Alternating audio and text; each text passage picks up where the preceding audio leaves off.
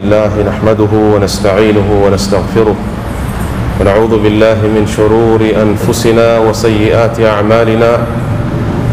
من يهده الله فلا مضل له ومن يضلل فلا هادي له، وأشهد أن لا إله إلا الله وحده لا شريك له، وأشهد أن محمدا عبده ورسوله صلى الله عليه وعلى آله وأصحابه وسلم تسليما كثيرا. أما بعد، أوصيكم ونفسي بتقوى الله تعالى فقد فاز المتقون. قال الله عز وجل: يا أيها الذين آمنوا اتقوا الله حق تقاته ولا تموتن إلا وأنتم مسلمون. وقال سبحانه: يا أيها الذين آمنوا اتقوا الله وقولوا قولا سديدا يصلح لكم أعمالكم ويغفر لكم ذنوبكم ومن يطع الله ورسوله فقد فاز فوزا عظيما. جعلني الله وإياكم من الفائزين. hatuna budi kwanza kumshukuru Mwenyezi Mungu Subhanahu wa Ta'ala. Rehma na amani zimfikie mtume wetu Muhammad sallallahu alayhi wasallam, na wasia kujihusia nafsi yangu pamoja nanyi ndugu zangu, tushikamaneni na kamba ya Mwenyezi Mungu na mafundisho ya mtume wetu Muhammad sallallahu alayhi wasallam. Ndiyo maana ya takwa, kufanya yale Mwenyezi Mungu aliyotuamrisha na kujikanya au kujiweka mbali na yale Mwenyezi Mungu aliyoyakataza. Hiyo ndio maana ya takwa halisi, na tukifanya hivyo Mwenyezi Mungu ametuahidi mazuri. Asema subhanahu wa ta'ala: ya ayyuhalladhina amanu ittaqullaha wa qulu qawlan sadida yuslih lakum a'malakum. Mwenyezi Mungu kwanza atawatengezea mambo yenu. Kuwa mtu wa Mungu tu, ufanye anayoyataka Mwenyezi Mungu, mambo yako yatakuwa. Mungu hatakuacha. yuslih lakum a'malakum wa yaghfir lakum dhunubakum, na Mwenyezi Mungu atawasamehe dhambi zenu. ومن يطع الله ورسوله فقد فاز فوزا عظيما. Na ukisoma vizuri aya za Mwenyezi Mungu, ukitamali, utaona ndani kuna bashair. Kwanza Mwenyezi Mungu atuita enyi mlioamini, kisha tutaka sisi tuwe karibu na yeye kwa kufanya aliyotuamrisha na kuacha, na tuwe wa kweli kwenye maneno yetu. Kisha atuahidi tukifanya hivyo atatufanyia mambo mawili: kwanza atatutengezea mambo yetu, kisha atatusamehe dhambi zetu. La kusamehewa limetoka wapi? Mungu ajua.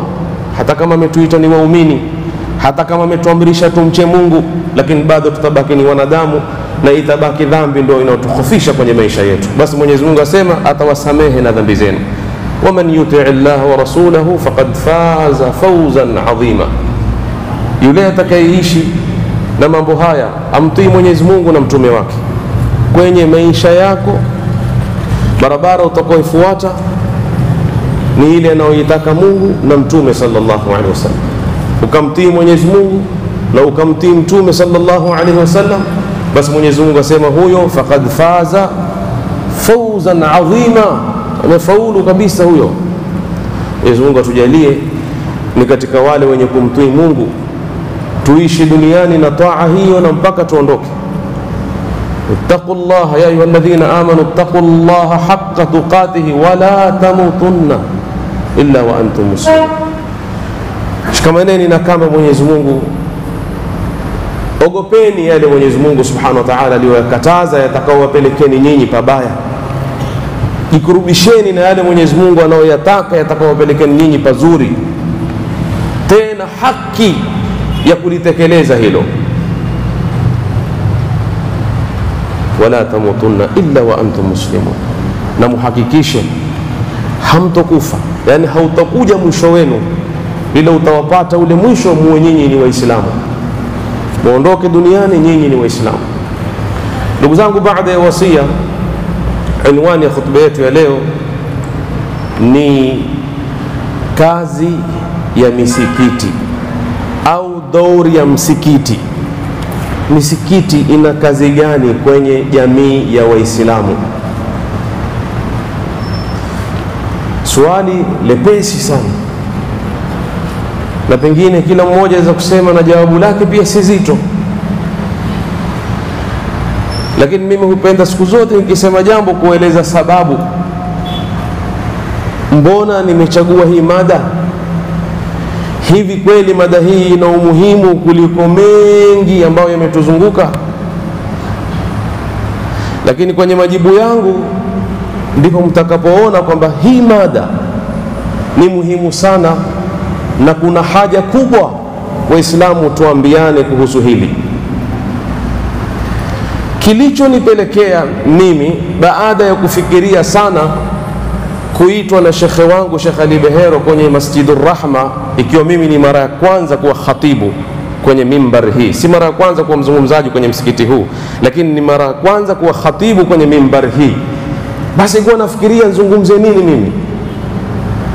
Vitu vinavyotoka kwa Sheikh Ali Behero hapa hutoka watu kila sehemu wakaja wakafaidika, kisha nije mimi hapa nije niharibu ule utamu.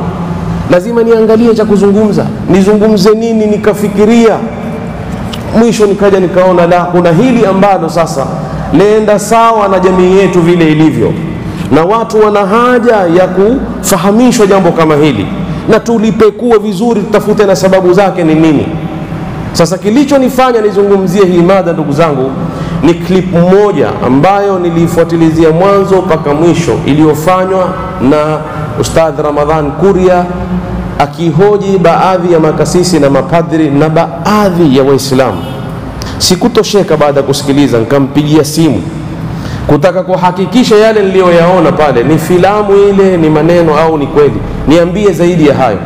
Akanieleza na mengi na mengi na mengi.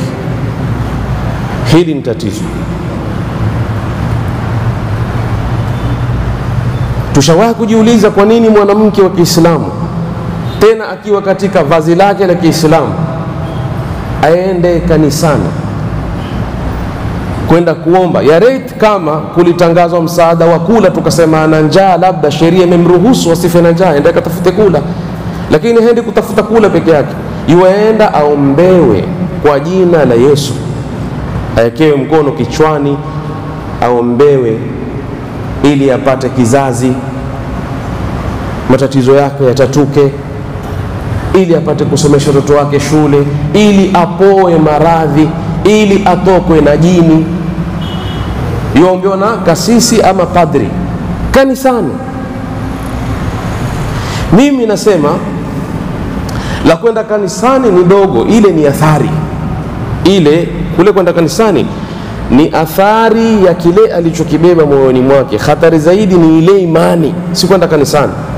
Msiangalie kwenda kanisani. Na nasema hivi kwa sababu kuna watu watasema wale wamezidi bwana, wale ile ni ukosefu wa imani, ule ndio wakaenda kwenda kanisani. Kwani kuna wangapi hawaendi kanisani, huenda kwa wachawi? Waislamu, mama zetu, baadhi ya baba zetu, baadhi ya kaka zetu, hatuendi sisi kwa wachawi, kwa waganga, hatuendi sisi tukaenda kuangaliliwa kule. Iko tofauti ya hii shirki al-akbar. Ikiwa yeye kwenda kanisani kwa sababu kanisa humfanya Isa kuwa ni Mungu, na wewe umemfanya mtavi kuwa ni Mungu, ule mchawi umemfanya ni Mungu pia wewe. Ikiwa kule huenda kuombewa asiyoweza kulifanya isipokuwa ni Mungu na kupata mtoto, wangapi sisi huenda kwa wachawi tukaomba watoto, na tukaambiwa tuyafanye mambo kama kule waliambiwa wapige magoti, labda wafanye na mikono hivi, na kwa wachawi hivyo hivyo huambiwa leteni mbuzi. Na pengine watu wakashindwa kwa sababu ya gharama ya kwenda kwa mashekhe wa kisampuli hiyo ni kubwa. Shekhe ataka ukipata mtoto wewe leta shilingi 10,000 hapa, akashindwa. Sitaki kuzusha, nitakuzungumza mambo ambayo yapo ili tu msione kwamba ni tofauti anayekwenda kanisani na anayekwenda kwa mganga, wote ni moja tu. Man ataa arrafan fasaddaqahu bima yaqulu faqad kafara bima unzila ala Muhammadin sallallahu alayhi wasallam. Mwenye kumwendea arraf, awe ni mchawi, awe ni mganga, mwite utakavyo kumuita, yule anayetumia talasimu na nujumu na vitu vingine akakueleza mambo wewe hayaje kutokea ukaamini wewe, basi Mtume asema huyo amesha kufuru, aliyoteremshiwa Muhammad. Muhammad ameteremshiwa nini? Muhammad ameteremshiwa dini ya Kiislamu na Qur'ani. Kwa hivyo ameshakufuru dini, ndio maana yake. Kwa hiyo tusione hili ndogo kama hatulioni na kanisani likaonekaniwa, la. Lakini pamoja na hivyo nataka tuangalieni sababu nini, kwa nini asiende msikitini huyu mwanamke akaombewa? Kama kule huombewa, sisi tuna watu wenye kufanya ruqya wakisawa sawa, aweza kasome Qur'ani kama majini yakatoka. Lakini al-amr ab'ad min dhalik. Kutoka ni wadogo, sisi tukiinukia huambiwa kuna missionary. Hata mimi leo ndo nimejua maana hili neno. Nataka kujua hii missionary limetokana na neno mission. Sijui kama amenidanganya huyo aliyoniambia, sijui, lakini mimi ndo niliouliza. Akanambia ndiyo ustadhi, ni mission. Na maana mission ni mipango ya mbeleni ya mtu kufikia malengo yake. Kwa hivyo hii ni mipango iko. Hawa missionary ni mipango iko, wao wanataka kueneza ukubwa wa Yesu, nguvu za Yesu, uponyaji wa Yesu, bishara za Yesu katika jamii. Na tazameni, wao hawendi tu kwa mtu yoyote hivi, wao huangalia wale madhaifu, wachukua advantage, watu wenye njaa, watu maskini, watakusomesha watoto hawawezi, wagonjwa. Leo huende mpaka mateja. Kuna mmoja kule ni kasisi, alikuwa ni teja Muislamu, wakamchukua wakampeleka rihabu nini, wamemvesha msalaba. Sasa yeye huhubiri, nilikuwa huko mimi, lakini Uislamu wakamtupa, bwana hao wamenichukua na nini na mambo kama hayo. Hayo hufanywa kila siku na wanaendelea kuyafanya, na wanaangalia wale watu madhaifu. Mimi nataka niwarudishe nyuma kidogo, ndugu zangu. Sisi kosa letu la kwanza ni kule kutaka kutofautisha dini na maisha. Hii dini yetu ni maisha. Tukitaka kuyachukua maisha tuyaweke kando na dini tuifungie msikitini hapa, hapo ndipo tulipokosea. Mtume wetu Muhammad sallallahu alaihi wasallam hakuletewa kufaradhishwa kwa swala, wala hakufaradhishwa kwa kufunga, wala hakufaradhishwa kwa kwenda haji. Yote hayo yalikuja baada ya sura hii ndogo tu, araaita alladhi yukadhibu biddin fadhalika alladhi yad'u alyatim wala yahuddu ala ta'amil miskin. Mwamjua nyinyi? Mwamfahamu yule anayekanusha dini, anayekanusha siku ya malipo, ambaye haamini kama kuna akhera? Mwamjua ni yupi nyinyi? Ni yule anayesukuma na kuwadharau mayatima, kwa lugha nyingine hana habari nao. Wala yahudh, na angalieni lugha iliyotumia hapa, sio wala yut'im, la yahudh, la yahummuhu dhalika. Hana habari kamwe kawa kuna watu maskini na wao wataka waangaliwe. Dini yetu ya Kiislamu ni dini inayokwenda sawa kabisa na maumbile ya mwanadamu, inayomuitikia mwanadamu, na mwanadamu na maumbile yake ataka maslahi, ataka zile huduma kama mwanadamu azipate. Wewe huwezi ukaishi bila ya kula wala kulala wala kusoma. Yote haya ni mahitaji ya kila mwanadamu hayataka. Mambo haya hayawezi kupuzwa na dini. Leo asubuhi kama mwendo wa saa 12:30 nimekaa na baadhi ya watu tu, nikawauliza hili swali: nyinyi muonaje mwanamke ametoka akaenda kanisani badala ya kwenda msikitini akaombewe, enda akaombe kule, mbona hakwenda msikitini? Ilikuwa ni haraka kujibu hawana imani zao ni dhaifu. Jibu hili la kusema imani zao ni dhaifu, huwa sisi twakimbia majukumu, hatutaki kusema ukweli. Hiyo ni shortcut ya kumuondosha mtu njiani, kusema imani yake ni dhaifu. Huyu mwenye imani dhaifu, huyu mwenye imani iwe ina nguvu iwe dhaifu, huyu mu'min hataki kula, hataki kuishi kama watu wanavyoishi, hataki apate afya ikiwa yeye ni mgonjwa, hataki watoto wake wasome. Mbona tumeshika kipande kimoja tu, imani yao dhaifu? Kwa hiyo kama imani yake ina nguvu akaenandaa, je, kama yuishi katikati ya Waislamu 100 na hakuna mwangaliaye?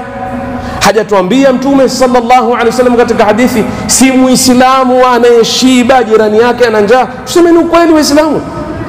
Muislamu aishi mtaa wa Bakarani, amezungukwa na nyumba 10 za Waislamu wenzake wanaojiweza, akawa yualala njaa, akiwa mgonjwa mwanawe hana kumsaidia kumpeleka hospitali, watoto wenzake wenda shule, wake amekaa nyumbani. Kisha sisi Waislamu, mama yule akaenda kule kanisani, iwe jabu yetu ya haraka tuseme, huyu imani yake dhaifu. Mbona tusifikirie kwamba huyu tumemtupa sisi ndio akaenda kule? Mbona isije hivyo? Mbona tusiuzungumze ule Uislamu unaotuzungumzia sisi, takaful ijtimai? Uislamu katika nguzo zake 5 jamani, haikuwekwa zaka. Tasikizeni niwaambie, hawa mishinari, na nawaambia Mwenyezi Mungu wallahi, hawa mishinari zile mbinu walizozitumia wao waliiba kwenye Uislamu, la kusaidia mayatima, la kuangalia wagonjwa, la kusomesha watoto. Hao yote ni mambo mazuri, hatusemi mabaya haya kwa sababu hufanywa na wasio Waislamu. Lililokuwa zuri tutalisema ni zuri.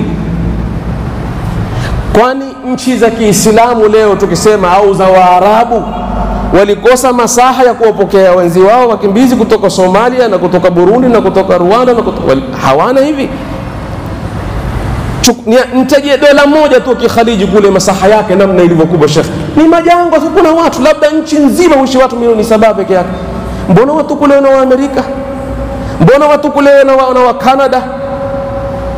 La kwanza. La pili, sisi tutawalaumu, ndio si missionary wana mission zao, lakini wameyafanya na wamewashika watu na wakawasaidia watu. Ni Syria, juzi tu Syria imezungukwa na dola ngapi za Waarabu wenzi wao? Mbona wende wasaidiwe na Mturuki kule mbali, wende wasaidiwe na Canada, utoe nafasi, njooni?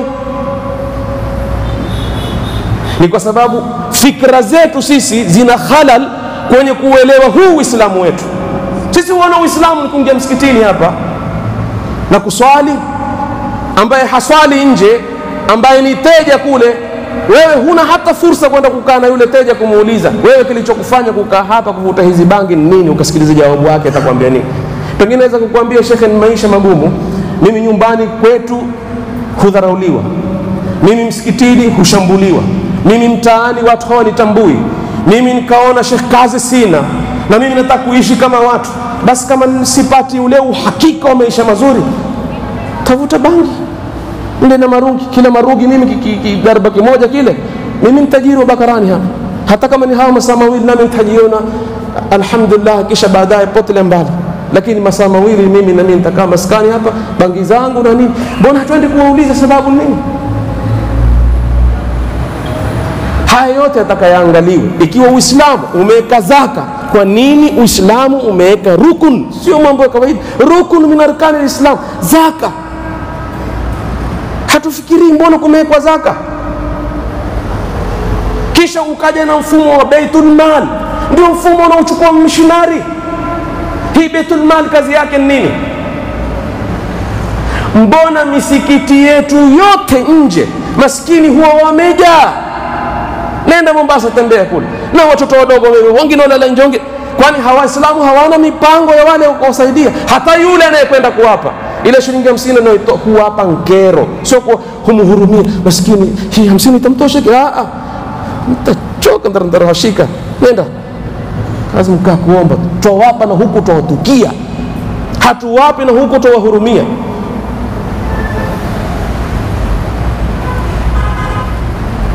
Ikiwa Uislamu umetupangia yote hayo, Umar ibn al-Khattab huja mwaka wa ukame, asema jamani, stopisheni, msimkate mtu hata mmoja mkono, hata akaiba. Umar hupinga sharia ya Mungu hapa? Hapingi sharia ya Mungu. Umar ameona kwamba sisi jukumu letu kama Waislamu, kama kiongozi mimi, si kwenda kukata watu mikono tu na kuwatia watu mboko.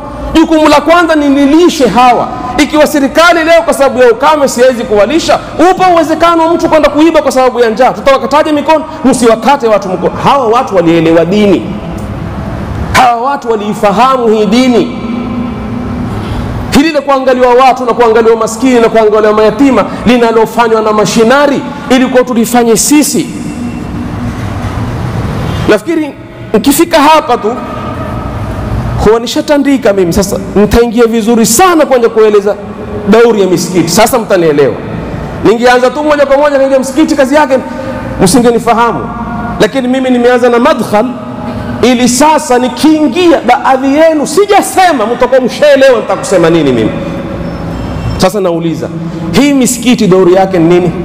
aqulu qawli hadha wastaghfirullah li wa lakum fastaghfiruhu innahu huwal ghafurur rahim wa huwal barrul karim.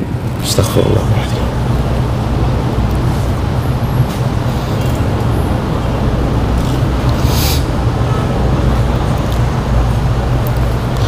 Alhamdulillah wassalatu wassalamu ala rasulillah. Mimi namshukuru Mwenyezi Mungu kwamba leo nazungumzia mada hii. Si imamu wa kokote, pengine ningekuwa ni imamu ningesema utetea kwangu ama nashambulia. Mimi si imamu, ni mtu tu niko. Leo utaniona Bakarani, kesho msikiti mwingine, pia ni khairi hii. Lakini nataka kuzungumza yale yaliyoko. Daur, kazi ya misikiti yetu nini? Mbona huswaliwa tu kisha basi mambo yakaisha? Wala sizungumzii msikiti huu, nazungumzia misikiti yote. Ndio hali ya mujtamaa wetu. Misikiti ilikuwa iwe ni marakiz, ni senta za kumhudumikia mwanadamu. Hata kama wakati wa Mtume halikutangazwa hilo kuwa ni senta, lakini ukipekua yale mambo na yale maisha yalikuwa kiishi, yale mambo yajitafsiri yenyewe kwamba msikiti ulikuwa ni senta. Watu walikuwa hawendi kutafuta ushauri kwa Mtume sallallahu alaihi wasallam misikitini. Mimi nitaka kushauriwa na mme wangu, mimi hatuelewani, mimi sijapata mtoto miaka, nimepimwa mimi hospitali na nimeonekaniwa mimi ni mzima, nataka nimpate shekhe anipena mimi angalau maoni kiroho. Anayo ofisi mtu ya kuja kwenye msikiti? Iko ofisi ya imam, iko ofisi ya imam kwamba atakwenda na yeye asikizwe, aombewe. Imam kazi yake ni moja tu, kuswalisha, salamu alaykum, salamu alaykum, ende zake. Wala si kulaumiwa. Naja mimi si kulaumiwa kabisa. Yule padri kule, yale yote mnaona anayafanya ni kwa sababu ameweza kufanya. Watu hutoa milioni bwana. Mtu atapeleka milioni ya pesa, shika. Mwingine atapeleka gari, shika. Tia sanduku ya kanisa hii ya kusaidia maskini. Hata ukamwambia wewe ujaribu, umwambie wewe hizi pesa zenu bwana, yule padri hula yeye, wallahi jawabu atakokupa atakwambia sisi tuliompa Mungu, sasa yeye shauri yake. Isi Waislamu tunao imani hiyo ya kusema huu ni imamu wetu, tutafutie sanduku hapa angalau naye asone na tabu za kuombwa. Kila mwenye shida yake, pamoja na kwamba hakuna ofisi, kuja paka kibulani na waseme kweli hao maimamu, mimi nimewahi kuwa imamu, kuja paka kibulani. Ya laiti kama akija anaambia ustadhi nataka unaombea na mimi dua, naweza kumwombea dua zote nikazimaliza mimi. Lakini huja mwanawe amefukuzwa shule, mimi nitoe wapi pesa? Hapa kuna sanduku limewekwa linalotoa pesa na Waislamu. Najaribu imamu kusema nataka kuweka mpangilio wa kuchangisha msikitini. Kama kutapita siku moja kamati ya msikiti itamwambia hatutaki michango kwenye msikiti wetu. Mbona hukatazwa mchango? Ikiwa leo hakuna baitul mal, tuna njia ipi Waislamu sisi kusaidiana? Mbona wale kwa Jumamosi na Jumapili waweza kuchanga na kusaidia wao mpaka wakawasaidia na Waislamu wenzetu kwa siku mbili tu? Sisi kwa siku zote swala 5 tushindwe kusaidiana sisi kwa sisi. Kuswali tunamkubali kuingia, hatuisomi hii Qur'ani sisi. Mwenyezi Mungu Subhanahu wa Ta'ala asema laysa albirra an tuwallu wujuhakum qibala almashriqi walmaghribi walakinna albirra. Hapa hakuna mtu kunipinga, haya maneno ya Mungu hakupingiki hapa, hata ukaleta tawili zako, haya maneno ya Mungu. Walakinna albirra man amana billahi wal yawmil akhir, man amana billahi wal yawmil akhir wal malaikati wal kitabi wan nabiyyin. Aqida hii ni imani. Kisha wa ata almala ala hubbihi dhawi alqurba, sio wal yatama wal masakin wa ibn as-sabil. Hamana na Mungu huambiwa nani? Huambiwa huyo aliyekuja kuswali. Haimaliziki hapo tu, kisha baadaye ndo huja kurejeshwa hapo wa aqama as-salata, kisha wa ata az-zakata wal mufuna bi ahdihim idha ahadu.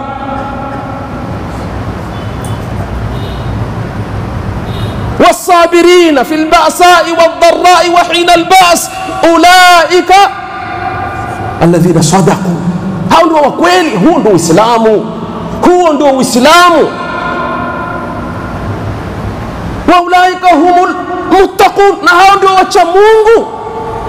alladhina yunfiquna amwalahum fi as-sarra'i wad-dharra'i wal-kadhimina al-ghayz wal-'afina 'anil nas wallahu yuhibbul muhsinin.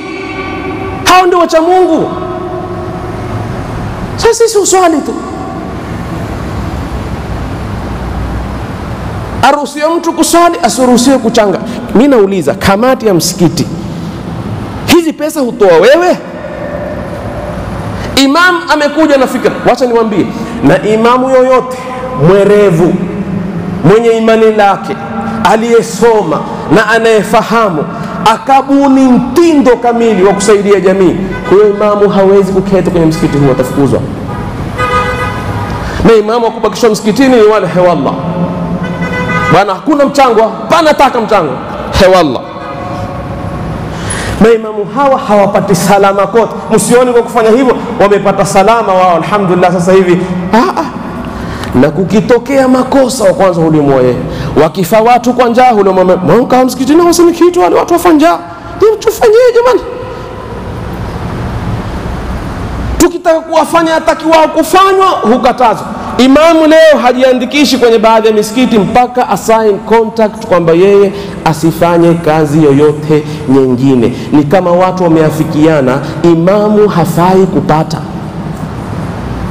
imamu hafai kuishi, imamu hafai kula wala kuvaa.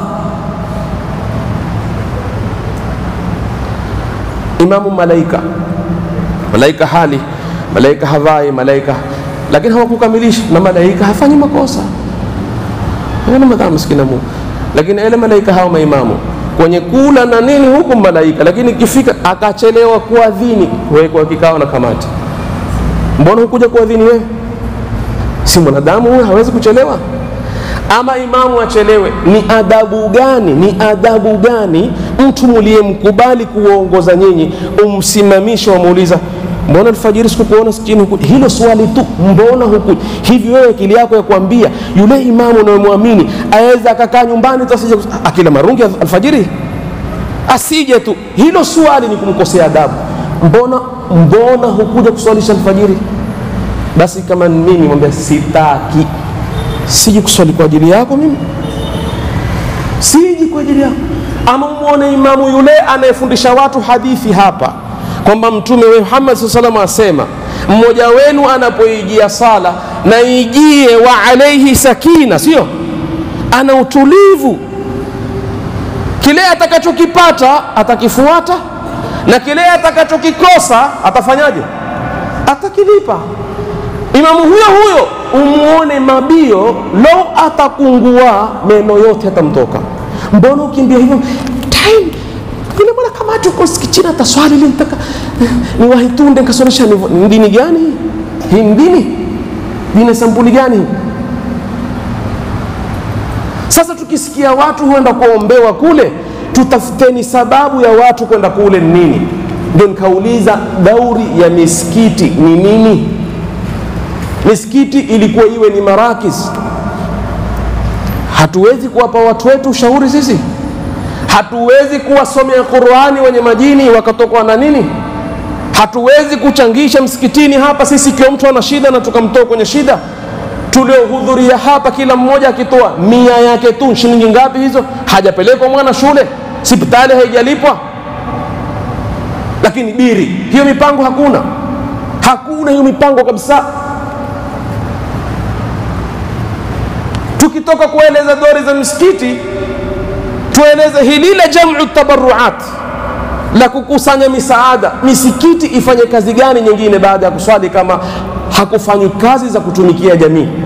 Na la ajabu, na pengine hamjawahi kulifikiria hili, huenda huo msikiti mwanzo mpaka mwisho ulijengwa kwa pesa za mchango. Kukachangwa shilingi mpaka msikiti ukamilika. Siku ulipofunguliwa hapa, kitu cha kwanza hakuna michango. Msikiti tumeuchangia wenyewe sisi.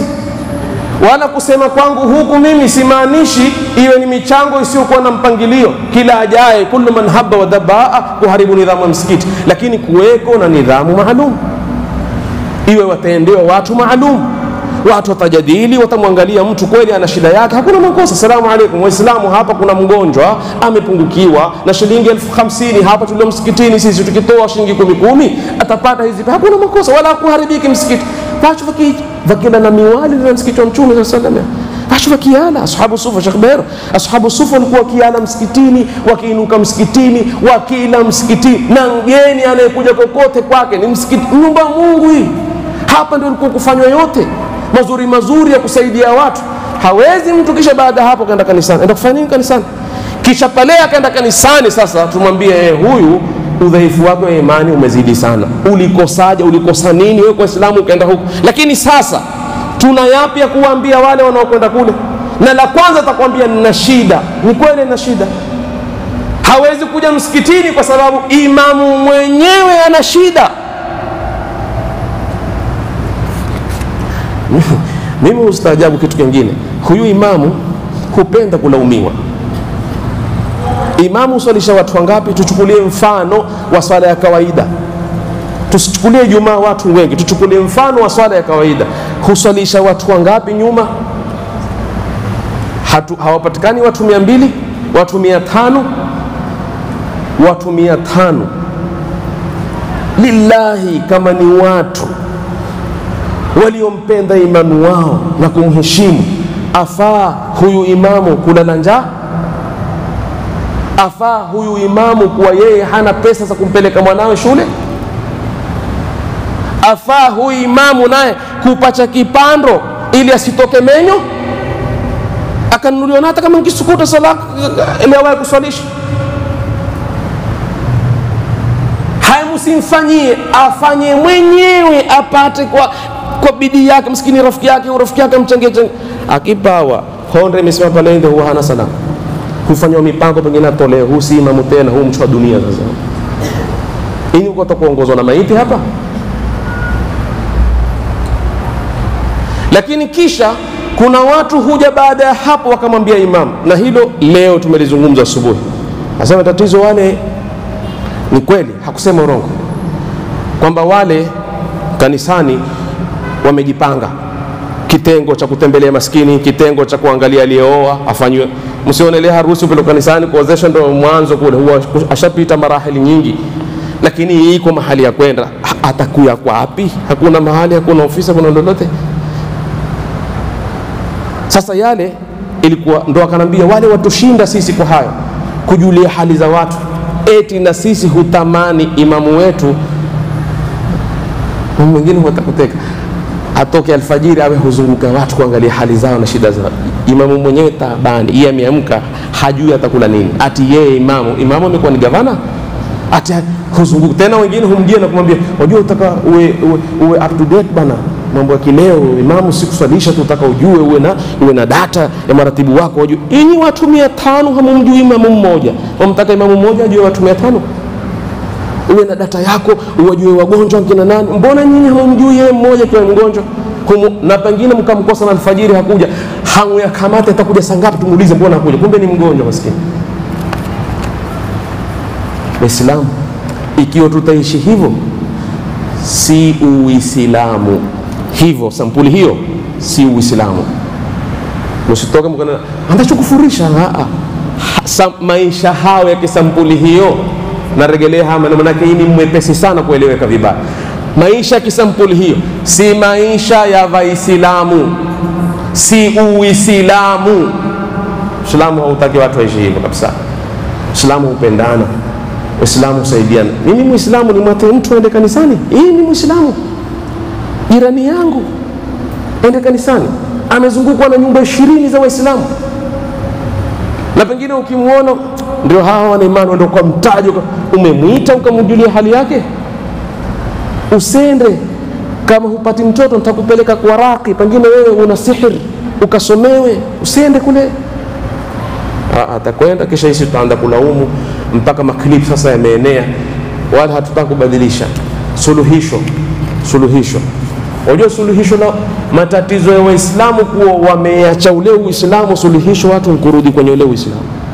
Tukasoma ule Uislamu na mafundisho ya Mtume sallallahu alaihi wasallam, na yani watu watakawafaa vipi wasaidiane. Tuangalie zile sababu zote zilizochangia, tujaribu kurekebisha.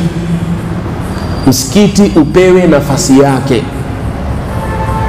Leo misikiti imekuwa hupiganiwa kibiashara. Wallahi sitakuzua, na mtu akinifuata ninataka dalili nitampa.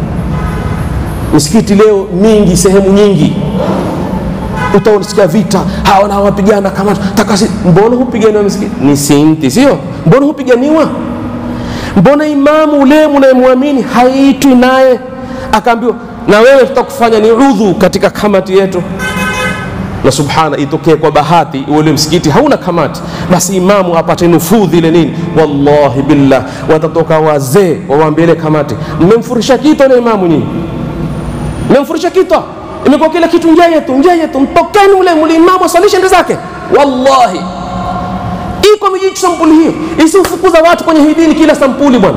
Hufukuza watu kwa kuwatana ndaa, huwafukuza watu kwa maneno makavu na maneno ya kuwaudhi. Huwafukuna na wazee wale kwa msikitini, kazi yao utafikiri ni wale mijitu wamewekwa msikitini, vita vao ni watoto tu.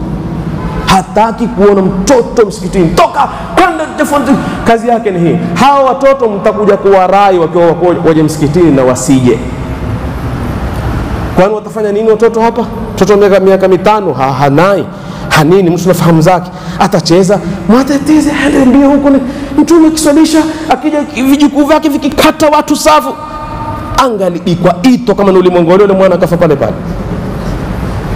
Humpanda na Mtume juu na mpaka maswahaba wakasema Mtume amekuwa mgonjwa, labda amekufa, sijida imekuwa ndefu, mbona hinu? Kumbe kijukuu chake kimempanda juu, asema sitaki ni muudhi. Mwana akitagamia tu pale, kuna wazee shekhi sumu, kufukuza watu kwa kila sampuli. Sisi imamu akichaguliwa kuwa ni udhu katika kamati, kutakosekaniwa nini? Kwani nani afaaye kuwa ni kiongozi wa msikiti kama si imamu? Nani mwingine afaaye? Ndio mambo yakaharibika. Idha usinida al-amru ila ghairi ahlihi fantadhiru saa. Tukitaka misikiti yetu iwe na dauri yake, ipate heshima yake, ifanye kazi yake, lazima tubadilishe kila kitu. Mshinani chini kule kubadilika. Ikiwa imamu itakuwa yeye mkupelekwa, hakuna kitakachobadilika. Wala sikulaumiwa yeye, ni kwa sababu hakupewa zile nufudhi na hawezi, na pengine maisha yamembidi yeye abaki hivyo. Hakuna kulaumiana. Tutafuteni matatizo ya kwapo. Hayo hayaishi tukiyazungumza, ni mengi, na wengi haya twayajua, na pengine nyinyi mwajua zaidi kuliko mimi ninayezungumza. Nilitaka tu ni message kuifikisha pale tunapoona clips za mama zetu kwa makanisani, japo ni baya, lakini tusiruka tu na kulaumu peke yake. Tutafuteni na sababu nini. Nafikiri message yangu imeeleweka. Ndio maana nikasema leo nazungumzia dauri ya misikiti katika jamii zetu za Kiislamu. Mwenyezi Mungu atujalie kila la khair. Sallu wa sallimu ala rasulillah. Qala Allah azza wa jalla, inna Allaha malaikatahu yusalluna ala an-nabi ya ayyuhalladhina amanu sallu alayhi wa sallimu taslima. Allahumma salli ala Muhammadin wa ala ali Muhammad kama sallaita ala Ibrahim wa ala ali Ibrahim innaka Hamidun Majid. Warda Allahumma 'ani as-sahabati rasulillah ajma'in wa at-tabi'in lahum bi ihsan ila yawm ad-din. Allahumma a'izz al-islam wal muslimin وأذل الشرك والمشركين ودمر أعداء الدين وانصر إخواننا المسلمين في كل مكان برحمتك يا رب العالمين. وردنا إلى دينك ردا جميلا. ألف بين قلوبنا وأصلح ذات بيننا واهدنا سبل السلام وجنبنا الفواحش ما ظهر منها ما بطن وأخرجنا من الظلمات إلى النور. اللهم إنا نعوذ بك من البرص والجذام ونعوذ بك من سيء الأسقام. ربنا آتنا في الدنيا حسنة وفي الآخرة حسنة وقنا عذاب النار. وصلى اللهم على نبينا محمد وعلى آله وصحبه وسلم تسليما كثيرا. وأقم الصلاة.